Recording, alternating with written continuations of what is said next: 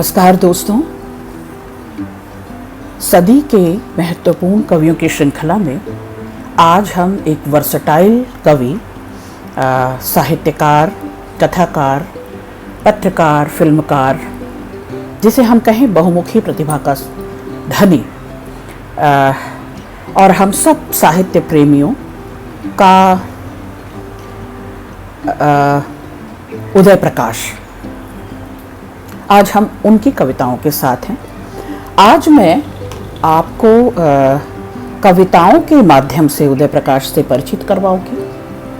आप कहें कि साहित्य जगत में चर्चा कहीं हो रही हो, कविता की, कहानियों की, पत्रकारिता की और फिल्मों की, पटकथा की, यही ऐसा नाम है हिंदी जगत के पास जो मल्टी डायमेंशनल अप्रोच रखता है। उदय प्रकाश अब किसी परिचय के मोहताज नहीं है। उनकी कई कृतियों का अंग्रेजी, जर्मन, जापानी और अन्य अंतर्राष्ट्रीय भाषाओं में अनुवाद भी उपलब्ध है और समस्त भारतीय भाषाओं में इनकी रचनाएं अनुदित हैं। यानी कि जिसे हम कह सकते हैं कि ग्लोबल साहित्यकार है। उदय प्रकाश ने कई टीवी धारावाहिकों का निर्देशन किया है, कई धारावाहिकों के पटकथाकार भी रहे हैं और बहुत सारी डॉक्यूमेंट्री इनके हिस्से आई है और साहित्य अकादमी पुरस्कार से सम्मानित है। ये साहित्य अकादमी पुरस्कार का सम्मान है उदय प्रकाश जैसे वर्सटाइल साहित्यकार को सम्मानित करना। साथियों, उनके कहानियों का नाट्य रूपांतर भी देखने को मिलता है। मतलब नाटक की दुनिया, कहानी की दुनिया, फिल्मों की दुनिया में उदयकार अब एक चर्चित नाम है। आज हम उनकी 5 कविताओं का रसास्वादन करेंगे और साथियों, मैं अपनी पसंद की उन 5 कविताओं का पाठ करते हुए अपनी कोशिश भर, जैसे अरुण कमल, राजेश जोशी, विनोद कुमार शुक्ल, ये बड़े नाम हैं कविता की दुनिया में। उदय प्रकाश की भी ख्याति और लोकप्रियता कुछ इसी तरह की है। तो ज़्यादा समय न लेते हुए मैं सीधे उनकी कविताओं पर आती हूँ और उन कविताओं के ज़रिए हम इस वर्सटाइल, इस बहुमुखी प्रतिभा संपन्न साहित्यकार को जानने और समझने की कोशिश करेंगे। साथियों, ये कविता जब भी वो सुनाते हैं भाव विभोर हो जाते हैं। ये मेरा सौभाग्य रहा कि उदय प्रकाश बहुत निकटतम लोगों में से एक हैं। वो और कुमकुम दीदी बहुत ही लगभग परिवार जैसा उनसे नाता है और उन पर केंद्रित, जब वे 60 वर्ष के हुए तो उन पर केंद्रित, उन पर हम लोगों ने उदय प्रकाश 60 पर पुनर्पाठ एक पत्रिका का भी संयोजन किया और मेरी भी उसमें भूमिका रही सह संपादन में। और उसके साथ साथ मैंने उनकी कुछ कहानियों पर विशेष और साक्षात्कार, कुमकुम दीदी से साक्षात्कार और उनके हर पहलू को, उनके व्यक्तित्व के हर पहलू को जानने, समझने और समझाने की और आपके सामने रूबरू करने की कोशिश की। तो वह भी उसे देखा जाना चाहिए। आज मैं उनके कवि रूप पर आपसे 2-4 अपने सामर्थ्य भर कोशिश करूंगी कि उनकी कविताओं को अपने शोधार्थियों के बीच रख सकूं और फिर चर्चा परिचर्चा के लिए हम लोग साथ रहेंगे। ये कविता उदय प्रकाश के मुंह से भी सुनी है, आप भी सुने। पीपल होती तुम, पीपल दीदी पिछवाड़े का, तो तुम्हारी खूब घनी हरी टहनियों में हारिल हम बसेरा लेते। हारिल होते हैं हमारी तरह ही, घोंसले नहीं बनाते, बसते नहीं कभी, दूर पहाड़ों से आते हैं, दूर जंगलों को उड़ जाते हैं।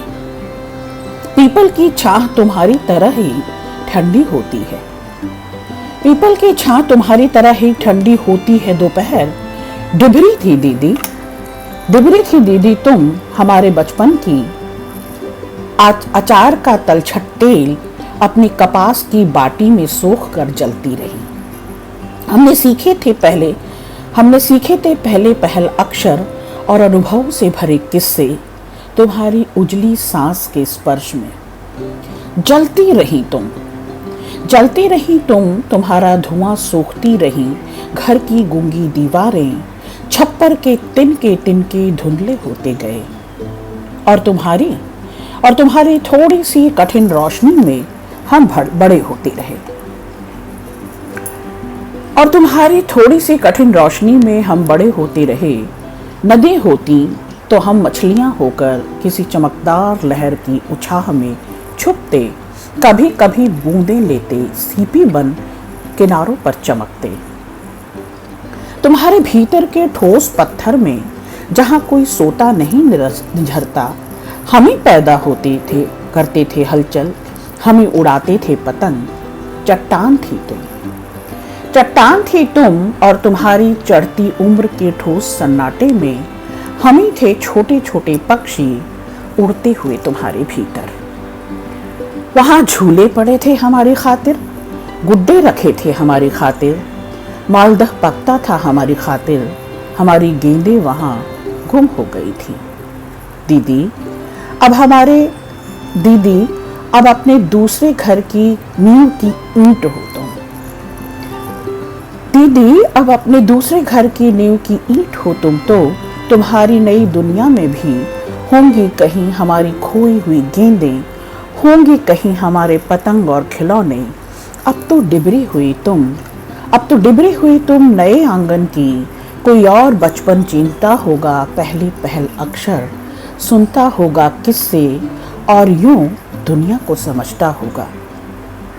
हमारा क्या है दिदियारी, हारिल हैं हम तो। हमारा क्या है दिदियारी, हारिल हैं हम तो। आएंगे बरस दो बरस में कभी, 2-4 दिन मेहमान सा ठहर कर, फिर उड़ लेंगे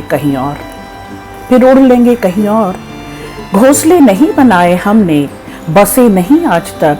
घोंसले नहीं बनाए हमने, बसे नहीं आज तक। कठिन है हमारा जीवन भी तुम्हारी ही तरह। कठिन है हमारा जीवन भी तुम्हारी ही तरह। साथियों, स्त्री विमर्श के इस दौर में बहन और बेटियों की उपस्थिति दर्ज कराती है कविता कि वे केवल घर आंगन की शोभा नहीं होती, बल्कि हमारे जीवन के रोम रोम में उनकी उपस्थिति, उनकी खनक, उनकी ठसक, उनकी चमक विद्यमान होती है। वो घर की आभा होती हैं, दीप्ति होती हैं, पिता की आँख की रोशनी होती हैं और माँ के लिए दाल में हल्दी और सब्जी में नमक जैसी होती हैं। तो बेटियाँ और बहनें किस तरह से अपने घर परिवार को सजोती हैं और जहाँ रहेगा वहीं रोशनी लुटाएगा। हम अपने घर की रोशनी को, अपने घर की दीप्ति को, आभा को, चमक को बड़े भारी मन से विदा करते हैं और वह किसी और घर की लक्ष्मी हो जाती है। उसकी दुनिया लगातार वास और पुनर्वास में ही बार बार बसना और बार बार बसाना स्त्री का जीवन है। ये वास और पुनर्वास की चिंता है साथियों। और यह विमर्श एक पुरुष कवि, एक पुरुष साहित्यकार की नज़र में चिन्हित होना ही चाहिए कि वह स्त्री को किस नज़र से देखता है। और विशेष तौर पर माँओं पर बहुत कविताएं लिखी जाती हैं, बेटियों पर बहुत कविताएं लिखी जाती हैं। और यह बड़ी उम्र, बड़ी बहन उदय प्रकाश जिसको भी ये संबोधित कर रहे हैं, वो बड़ी बहन जैसी अपनी भूमिका उस परिवार में और इन बच्चों में अपने को थोड़ा थोड़ा बांट रही होती है और उनको सजो रही होती है। तो उसकी स्मृति में, और स्मृतियाँ, सुधियाँ किसी भी रचनाकार को बड़ा बनाता है और कविताओं को बड़ा फलक देता है, क्योंकि यही 3 चीज़ साहित्यकार के लिए ज़रूरी है। वह संवेदनशील हो, उसका अनुभव जगत समृद्ध हो और उसके पास बेहिसाब स्मृतियाँ हों। और उदय प्रकाश तो स्मृतियों के संग्रहालय हैं। उदय प्रकाश की कथाकार रूप को देखिए आप, उपन्यासकार रूप को देखिए, उनके नाटकों, उनके द्वारा निर्देशित फिल्मों को देखिए, तो स्मृतियों के कैनवास बनते हैं। और स्मृतियाँ चूँकि बेतरतीब होती हैं, उनका कोई उनमें कोई क्रमबद्धता नहीं होती, उदय प्रकाश फिर भी उसे इतने सुंदर ढंग से सजोते हैं कि एक दृश्य सा कायम हो जाता है। और यह कविता भी बहुत हद तक दृश्यात्मक थी, और जिन उपमानों को वो लेकर आते हैं वे भी आप देखें कि आपके आसपास के चिन्ह पहचाने हैं, लेकिन उन्हें आदृत नहीं किया जाता, समादृत नहीं किया जाता। उदय प्रकाश को इसे आदर देना आता है। मेरी ही पसंद की दूसरी कविता, जो बेतरह ठगा गया है, जो बेतरह ठगा गया है, ठग उसे देखकर हंसे जा रहे हैं। जो ठग नहीं भी हैं वे भी हंस रहे हैं। जो ठग नहीं हैं वे भी हंस रहे हैं, लेकिन जो ठगा गया है वह प्रयत्न करता है हंसने का, और आखिरकार हंसता है वह भी एक अजब तरीके से। मुझे रघुवीर सहाय की कविता हंसो हंसो जल्दी हंसो याद आ गई। इस कविता को मैंने जब जब पढ़ा, मुझे रघुवीर सहाय जैसे उदय प्रकाश के साथ बैठे संवाद कर रहे हों, और उस कविता का इस कविता के साथ एक जिसको कहते हैं ना कि एक श्रृंखला सा कुछ, एक नाता जुड़ता है, एक जुड़ाव, एक संबंध जुड़ता है। उसकी हंसी में कोई जमाना है जहां वह लाचार है। जिसे मार दिया गया है वह मरने के बाद बेचैनी से अपना चश्मा ढूंढ रहा है। उसे वे चेहरे ठीक से नहीं दिखे थे मरने के पहले। उसे ये चेहरे ठीक से नहीं दिखे थे मरने के पहले जो उसकी हत्या में शामिल थे। कुछ किताबें वह मरने के बाद भी पढ़ना चाहता है, जो मरने के ठीक पहले मुश्किल से खरीदी गई थी तमाम कटौतियों के बाद। वाह, वह मरने के पहले कोई सट्टा लगाया था, वह मरने के पहले कोई सट्टा लगाया था। अब वह जीत गया है, लेकिन वह जीत उधर है जिधर जीवन है और जिसे वह खो चुका है। वह मरने के पहले कोई सट्टा लगाया था और वह जीत गया है, लेकिन वह जीत उधर है जिधर जीवन है जिसे वह खो चुका है। एक सटोरिया हंस रहा है, बहुत से सटोरिये हंस रहे हैं। सट्टा बाजार की अपनी भाषा होती है, और बाजार इसी तरह से अपने चंगुल में मानवीय संवेदना को बहुत ज़बरदस्त जकड़बंदी में घेरे रहता है, बांध लेता है। उसकी मोहासक्ति गजब की होती है। एक सटोरिया हंस रहा है, बहुत से सटोरिये हंस रहे हैं। उन्हीं की हुकूमत है वहाँ जहाँ वह मरने से पहले रहता था। अरे भाई मैं मर चुका हूँ, अरे भाई मैं मर चुका हूँ, तुम लोग बेकार मेहनत कर रहे हो, कोई दूसरा काम खोज लो। हत्या के पेशे में नहीं है इन दिनों कोई बेरोजगारी। आहा, हत्यारे उतर गए क्षीर सागर में। आप देखें कि मुझे बार बार रघुवीर सहाय ध्यान में आ रहे हैं। चौड़ी सड़क पतली गली थी, रामदास उस दिन था उदास। इस कविता में पूरी की पूरी कथा सी बुनते हैं उदय प्रकाश। एक बात जो वह मरने से पहले पूछना चाहता था कवियों से, वह बात बहुत मामूली जैसी थी, जैसे यही कि तुम लोग भाई जो कविताएं आपस में लिखते हो तो वे कविताएं ही किया करते हो। तुम लोग भाई जो कविताएं आपस में लिखते हो तो वे कविताएं ही किया करते हो या कुछ और उपक्रम करते हो। इस कदर हिंसा तो कवि में पाई नहीं जाती, अक्सर ऐसा पुराने इतिहास में लिखा गया है। अपने मरने के पहले वह उस इतिहास को भी पढ़ाया था। अपने मरने के पहले वह उस इतिहास को भी पढ़ाया था। इस कदर हिंसा तो कवि में पाई नहीं जाती, अक्सर ऐसा पुराने इतिहास में लिखा गया था। अपने मरने के पहले वह उस इतिहास को भी पढ़ाया था, जिस इतिहास को भी पिछले कुछ सालों में बड़े सलीके से नई तकनीक से मारा गया। इतिहास यानी आप सोचें, अपने अतीत को और उन स्मृतियों को, उन सुधियों को, उस धरोहर को और इतिहास तक को मिटाया जा रहा है। इतिहास खतरे में है, और जब इतिहास खतरे में होगा तो पूरी पृष्ठभूमि खतरे में होगी, पूरा आधार खत्म हो जाएगा विचार का, मंथन का और कविता का भी। तो कविता के प्रति, कविता के भविष्य के प्रति जो चिंता उदय प्रकाश में दिखाई देती है बेजोड़ है। और यहाँ वह उसे इतिहास को जोखिम में पड़े रहने, उसे इतिहास को खतरे में पड़े रहने की दस्तक दे रहे हैं। जहाँ वह दफन है या जहाँ बिखरी है उसकी राख, वहाँ हवा चलती है तो सुनाई देती है उस हुतात्मा की बारीक धूल जैसी महीन आवाज। वह लगातार पूछता रहता है, क्यों भाई कोई शय अब जिंदा भी बची है जमाने में। वह लगातार पूछता रहता है, क्यों भाई कोई शय अब जिंदा भी बची है जमाने में। मैं राख हूं फकत राख, मैं राख हूं फकत राख, मत फूंको आंख तुम्हारी ही जलेगी, मत फूंको आंख तुम्हारी ही जलेगी। अपनी सुधियों को, स्मृतियों को और अतीत को और इतिहास के जुड़े हुए उन तमाम दस्तावेजों को जो आपको दाय में मिली थी, जो आपकी सबसे बड़ी धरोहर थी, हम उसी के प्रति लापरवाह और बेपरवाह होते जा रहे हैं। उदय प्रकाश इस कविता में यह भी चिन्हित करते हैं। तीसरी कविता, करता है माधो अब कोई इतना ज्यादा प्यार, करता है माधो अब कोई इतना ज्यादा प्यार, इतना ज्यादा प्यार कि किसी के भीतर से भी निकाल लेता हो कच्चे अमरूद और कपास के गुड्डे।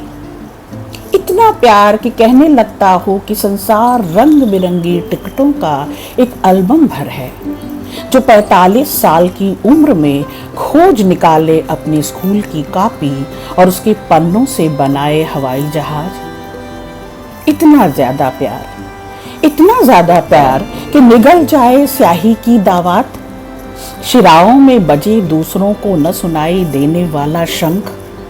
इतना प्यार कि शुद्ध न रहे उच्चारण, वाक्य पूरे ना हो।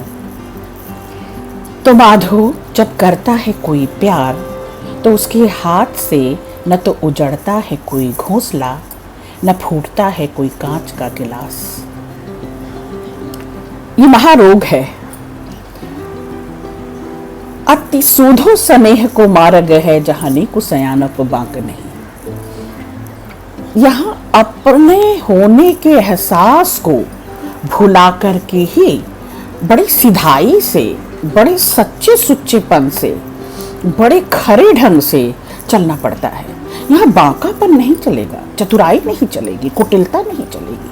और ये संसार, ये समय, ये दौर चालाकी का, कुटिलता का और बाकी लोगों का है, स्मार्ट लोगों का है।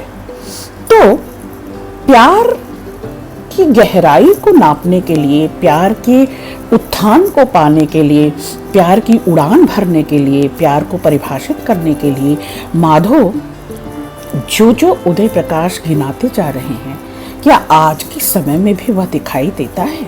कहीं लक्षित होता है, कहीं चिन्हित होता है।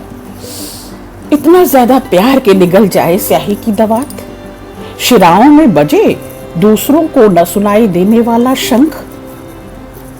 जैसे सिनेमा में कहते हैं कि घंटियां बजने लगी। इतना प्यार के शुद्ध न रहे उच्चारण, हम बड़बड़ाने लगे, हम सहज न रह पाए, हम अपने में न रह पाए, वाक्य पूरे ना हो। तो माधो जब करता है कोई प्यार तो उसके हाथ से न तो उजड़ता है घोंसला, न फूटता है कोई कांच का गिलास। प्यार भरा मन, प्यार करने वाला मन ही जानता है उसका योग और वियोग, उसकी पीड़ा।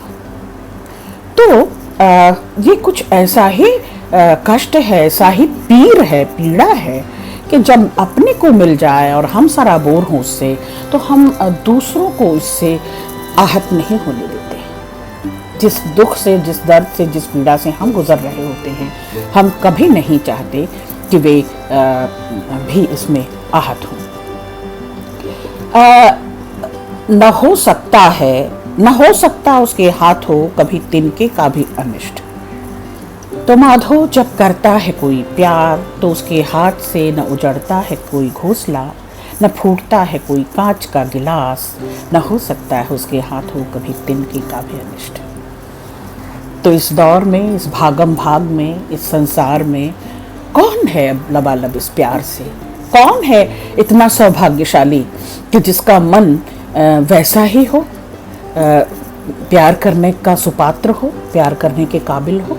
क्योंकि प्यार का पात्र बनने के लिए, प्यार पाने और देने के लिए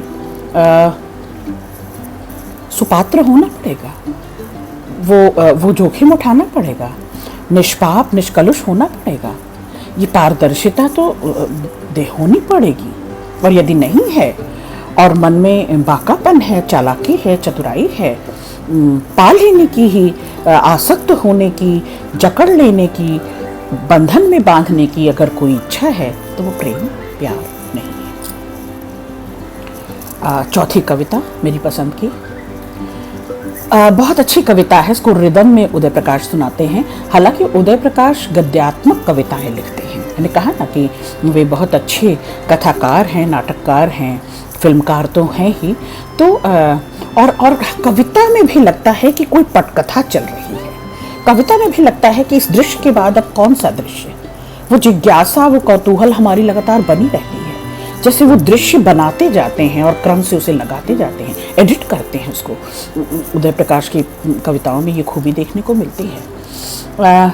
हम हैं ताना, हम हैं बाना, हमें चदरिया, हमें जुलाहा, हमें गजी, हम थाना।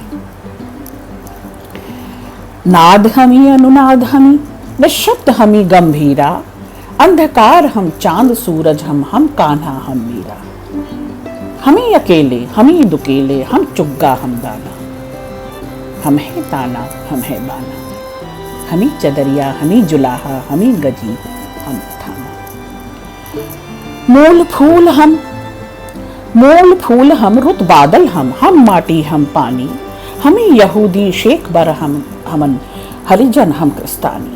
पीर अघोरे सिद्ध औलिया, हमें पेट, हम खाना। नाम पता ना ठौर ठिकाना, जात धर्म ना कोई। मुल्क खलक राजा परजा, हम बेलन, हम लोई। आहा, नाम पता ना ठौर ठिकाना, जात धर्म ना कोई। मुल्क खलक राजा परजा, हम बेलन, हम लोई। हम ही दुल्हा, हम ही बराती, हम फूका, हम छाना। आहा, उधो अग्नि जले की काठ। कबीर की साखियां, कबीर का रिदम, कबीर का स्वर, कबीर का ओज, कबीर की प्रखरता, कबीर का जोखिम लेने का मिजाज, कबीर का फक्कड़पन, बेलौसपन उदय प्रकाश की इस कविता में मौजूद है। नाम पता ना ठौर ठिकाना, जात धर्म ना कोई। मुल्क खलक राजा परजा, हम बेलन, हम लोई। हम ही दुल्हा, हमें बराती, हम फूका, हम छाना। हम हैं ताना, हम हैं बाना, हमी चदरिया, हमी जुलाहा, हमी गजी, हम थाना। सो अहम ब्रह्मास्मि। ढूंढने वाले इस कविता में बहुत कुछ ढूंढ सकते हैं। रहस्य ढूंढेंगे, अध्यात्म ढूंढेंगे, पर जो लोक में न डूबे वो परलोक का कैसे होए। लोक को जो न जाने वो परलोक को कैसे साधे। तो ये कविता तो मुझे सतत साधना लगती है। ये कविता तो मुझे जैसे किसी योगी का क्या कहते हैं, हठयोग लगती है। इस कविता में बार बार कबीर की ध्वनियाँ, कबीर की साखियाँ जैसे उजागर होती हैं। और उदय प्रकाश जो लय तुक ताल दे रहे हैं इस कविता में, प्रायः उनकी कविताओं में ये तुक नहीं, ये रिदम नहीं बनता। लेकिन जिन कविताओं में गद्यमयी भाषा होती है, जिन कविताओं में तुक नहीं बनता है, दरअसल उनका इनर सेल्फ भी बड़ा लयात्मक होता है, बड़ा संगीतात्मक होता है। और उदय प्रकाश की ये कविताएं इसका प्रमाण है कि इनर सेल्फ तैयार होता है भाव की तारतम्यता से। वहाँ शब्द पर शब्द बिठाने और वाक्य पर वाक्य बिठाने और अंतिम शब्द का तुक मिलाने से कविता नहीं बनती, बल्कि वो भाव की श्रृंखला तैयार करते हैं और उसे गूंथते जाते हैं रेशमी तंतुओं से, और कविता तैयार होती है। मेरी पसंद की 5वीं कविता, जहां चुप रहना था। ये कविता गजब की है, ध्यान से सुनिएगा। कहने के जोखिम पर है, बोलना जरूरी है, और कब कहाँ कैसे बोलना है यह भी जरूरी है जानना। लोग बोलते हैं, बड़ी शिद्दत से बोलते हैं, लेकिन कब क्या कहाँ कैसे बोलना है इसी की तमीज सीखते सीखते जाया हो जाते हैं, खत्म हो जाते हैं, खर्च हो जाते हैं। उदय प्रकाश की ये कविता आपको उसी तहजीब, उसी तमीज की ओर इशारा करती है। क्या बोलना है, कब बोलना है, और आपने चुप लगाकर अगर आप बैठे रहे तो आप विरक्त नहीं कहलाए, तटस्थ नहीं कहलाए, बल्कि कायर और क्रूर कहलाए। इस कविता को पहले सुने। जहां चुप रहना था मैं बोला, जहां चुप रहना था मैं बोला, जहां जरूरी था बोलना मैं चुप रहा, मैं चुप रहा आया। जब जलते हुए पेड़ों से उड़ रहे थे सारे परिंदे, मैं उसी डाल पर बैठा रहा। जब सब जा रहे थे बाजार, खोल रहे थे अपनी अपनी दुकानें, मैं अपने चूल्हे में, अपनी पुरानी कड़ाही में पका रहा था कोहड़ा। जब सब जा रहे थे बाजार, खोल रहे थे अपनी अपनी दुकानें, मैं अपने चूल्हे में, उसी पुरानी कड़ाही में पका रहा था कुम्हड़ा। जब सब चले गए थे, जब सब चले गए थे अपने अपने प्यार के मुकर्रर वक्त और तय जगहों की ओर, मैं अपनी दीवार पर पीठ टिकाए, मैं अपनी दीवार पर पीठ टिकाए पूरी दोपहर से शाम कर रहा था याशी। रात रात जब सब थक कर सो चुके थे, देख रहे थे अलग अलग सपने, लगातार जागा हुआ था मैं, लगातार जागा हुआ था मैं। मेरे ख्वाजा मुझे दे नींद ऐसी, मेरे ख्वाजा मुझे दे नींद ऐसी जो कभी टूटे ना किसी शोर से, जो कभी टूटे ना किसी शोर से, जहां मैं लोरियां सुनता रहूं, जहां मैं लोरियां सुनता रहूं अपने इस जीवन भर। मेरे ख्वाजा मुझे दे नींद ऐसी जो कभी टूटे ना किसी शोर से, जहां मैं लोरियां सुनता रहूं अपने इस जीवन भर। आमीन। उदय प्रकाश दरअसल इस कविता में आध्यात्म में प्रवेश करते हैं। उदय प्रकाश उस गहन शांति, उस सुकून की तलाश में इस कविता में दिखाई देते हैं जो मयस्सर नहीं। इस गूंज में, अनगूंज में, शोर शराबे में, भीड़म भाड़ में, भागम तेलम पेल में हमारा आत्मिक सुख, हमारा आत्म संवाद दरअसल खत्म होता जा रहा है। तो मैं बाजार में, भीड़ में उसका हिस्सा होकर भी विरक्त रहा, और विरक्त होकर दरअसल अपने आप से कनेक्ट होने की कोशिश कर रहा। और ये अपने आप से कनेक्शन तो दूभर है, दुर्लभ है। और उदय प्रकाश इसी तरह से इस कविता में बड़े सूफियाना अंदाज में ख्वाजा को संबोधित करते हैं कि मुझे ऐसी पुरसुकून, ऐसी मानसिक शांति की तलाश है कि बस अब ऊब गया है मन इस बनावटी छद्म शोर भरे माहौल से, जहां सब चीख रहे हैं, सब अपनी अपनी आवाज दर्ज करा रहे हैं। दरअसल सब बोलना चाह रहे हैं, सब सुने जाने की इच्छा कर रहे हैं, कोई सुनता नहीं। सब बोलना चाहते हैं, सब मुखर हो रहे हैं, कोई अंदर की ओर, भीतर की ओर अपने को, अपने से संवाद नहीं करता, अपने को खोजता नहीं। और उदय प्रकाश उसी खोज की बात कर रहे हैं, उसी भीतर की यात्रा की बात कर रहे हैं इस कविता में, और उसी शांति और उसी सुकून की बात कर रहे हैं। और इसीलिए यह कविता बहुत बड़ी कविता हो जाती है। आज के लिए बस इतना ही। अगली बार हम अपने सदी के महत्वपूर्ण कवियों में किसी और महत्वपूर्ण वर्सटाइल बहुमुखी कवि के साथ होंगे। तब तक के लिए शुक्रिया।